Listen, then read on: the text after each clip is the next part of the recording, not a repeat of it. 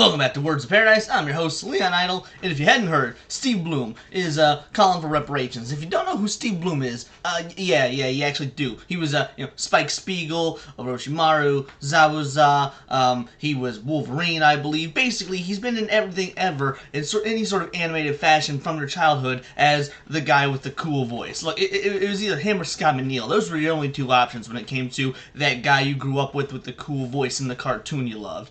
And he's turned into kind of a moron. Let's take a look here.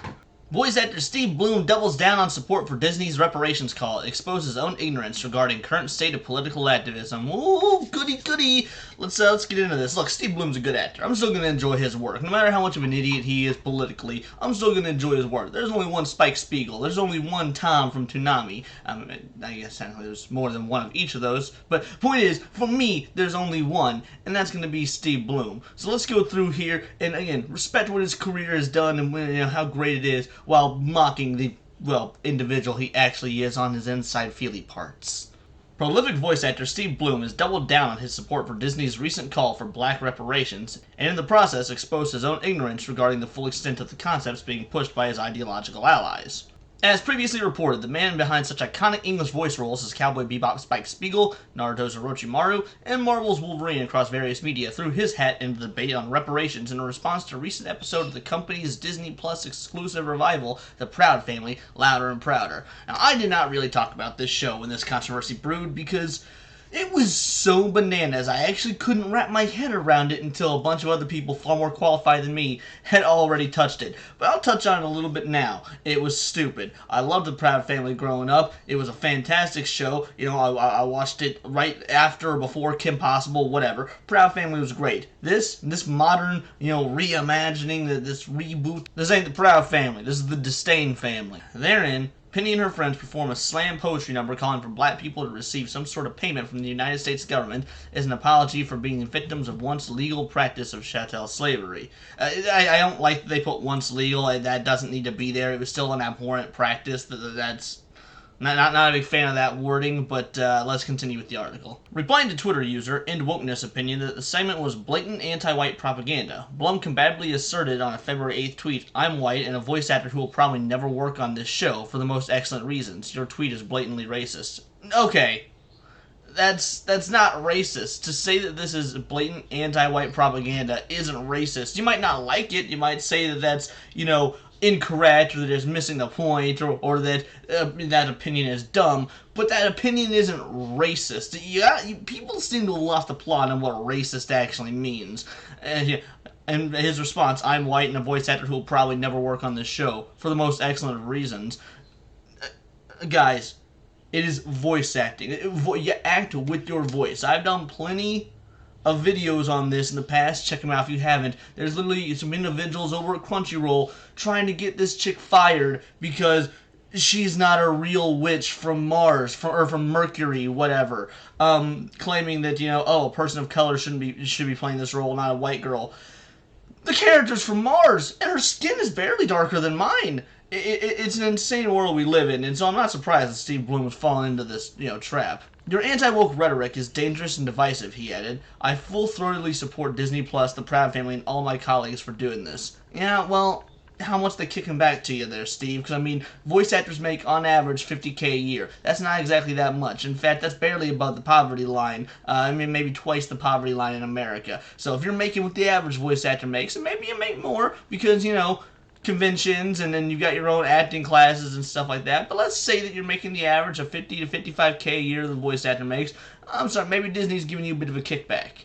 Obviously, that's a joke, by the way. I don't think Disney's paying Steve Bloom, of all people, to go out and support The Proud Family. In light of his disingenuous attack, Bloom's response would subsequently go on to be covered by Bounding into Comics on February 13th with the site editor and this article's author, Spencer Truly, recapping the full exchange as context to the site's readers in a piece headlined "Prolific Voice Actor Steve Bloom endorses The Proud Family louder and prouder. Reparations call says anti-woke rhetoric is dangerous and divisive." That is an insane title. Oh my goodness.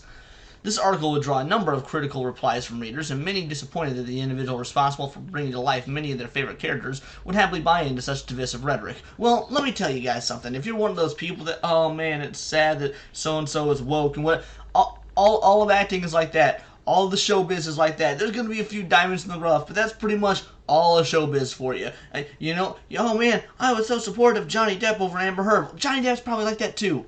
Your homeboy Johnny Depp probably like that too. He's probably going to vote Democrat. You know what? That's fine.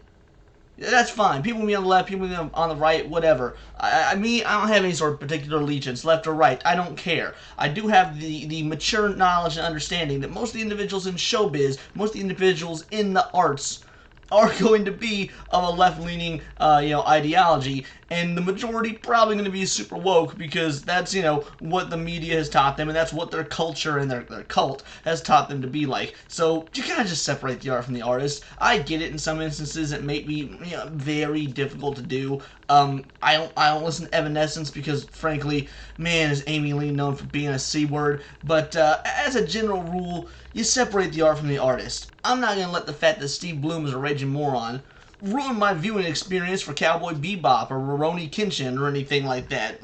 No, I kind of expected the dude was a moron to begin with. And guess what? If I ever go to an anime convention where he's there, he's still going to be signing my action figure. Assuming he hasn't, seen this and banned me from his presence or something. One such reader was Twitter user FriendCow, what name is that? Who retweeted BIC's tweet sharing the article in question and lamented, "Just like that, another one turns to shit in my eyes." Well, then you're not a very open and understanding individual. I'm so tired of people on the right wing, especially on Twitter, being like, "Oh, I guess the left claims they're the tolerant ones, but all they do is block people and call everyone racist." Yeah, all you do is say, "Oh, immediately if you've got left-leaning ideology, you're shit." Both the left and the right are clearly the problem, and anyone that can't see this, yeah, you're probably part of that problem on either one side or the other. Be a nice middle grounder like me and take a look at both sides and be like, "Whoa, you're both retarded." Finrear the whatever's tweet would soon draw an agreeing response from fellow Twitter user Chris Chanboy2, who opined, "How can a guy voice so many of my favorites yet be so cucked? My life is a lie." Because, bud. Because they're characters. They're pretend. They're fiction. Harrison Ford isn't actually a dashing, laser swashbuckling smuggler from outer space. Okay? He's acting. Han Solo's a character. I don't get why so many people are like, "Oh, the actors are so cool that, they must be somewhat similar to these characters." No, dude, it's called acting. Good, stoic Christian boy. How can we take you seriously? There's nothing about you to be taken seriously. I can't even criticize the moronic take from Chris Bloom and the woke stuff because the people coming out against him are like this.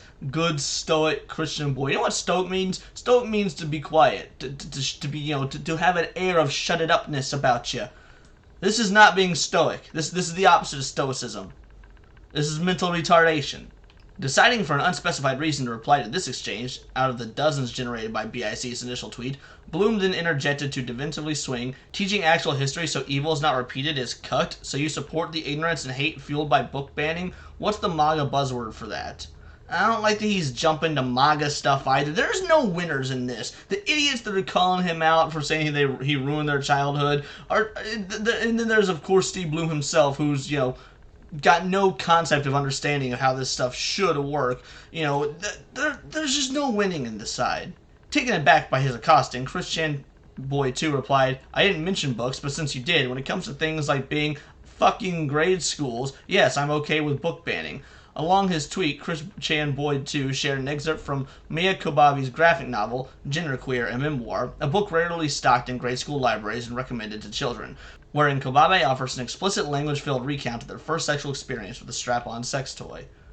Okay, yep, gonna have to skip that. However, this response would lead Blum to reveal his own woeful ignorance of the current state of political activism, so much so that if confirmed, it wouldn't be a stretch to believe that he regularly receives all his information from only the most partisan of left-wing outlets. Again, guys, actor! That's just porn, the voice of Final Fantasy VII's pre-remake Vincent Valentine denied in return. Not all what we're talking about. Is this from your collection? Should never be in school. Yeah, that's what everyone's saying, bud, but that book is in school. Again, no winners here. That is the book Genderqueer, explained Chris Chanboy2. It's one of the books that people up in arms about being in elementary schools. Look into it, see how you're being lied to. Offering one final comment on the situation before exiting the conversation, Blum declared, "I wouldn't want my young kids reading anything explicitly sexual." Well, I give him respect there. There's a small win. Orientation doesn't matter, he concluded. We're talking about whitewashing history. Look, Here's my thoughts on this, guys. Steve Bloom's an idiot. I'm sorry, he is. Or if he's not an idiot, maybe he doesn't even believe any of this, but he feels like he has to go along with it because that's what everyone in the media is going along with. That's the current narrative. Everyone in showbiz, I should say, maybe not the media. The point is, either he believes this stuff and he's an idiot, or he doesn't and he's a coward. Either way, Steve Bloom is no different than anyone else in the industry right now, except for, of course, Vic Mignogna, who would actually probably stand up against this sort of stuff, were he given a platform. I wonder who took that away. But, what you gonna do? That's the state we're in. I guess you could watch anime in, dub only. Well, I said dub only, the original Japanese dub only, of course, with subtitles. That's an option. Or you could just say, whatever, I can separate the art from the artist and watch it anyway. Either one's fine. This stuff's gonna continue to go on for God knows how long, probably until the heat death of the universe, and until then, please check out my back catalog and subscribe, because there's always going to be nerdy, controversial news to cover, whether it be anime, Star Wars, Marvel, you name it, it's all here in the nerdosphere, so please subscribe. Check out my previous video about the Joker and Harley Quinn and how people are hating that movie already, even though it's not out, because this has been Words of Paradise.